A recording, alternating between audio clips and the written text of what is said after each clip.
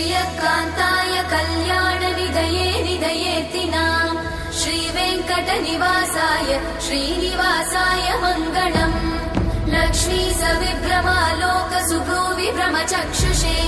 चक्षुषे सर्वलोकानां वेङ्कटेशाय मङ्गलम् श्रीवेङ्कटाद्रिशृङ्गाग्रमङ्गलाभरणाङ्गये मङ्गलानां निवासाय श्रीनिवासाय मङ्गलम् सर्वावयव सौन्दर्य सम्पदा सर्वचेतसां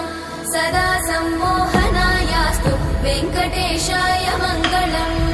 नित्याय निरवध्याय सत्यानन्दचिदात्मने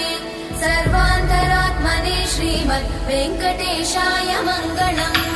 स्वतः सर्वविदे सर्वशक्तये सर्वशेषिने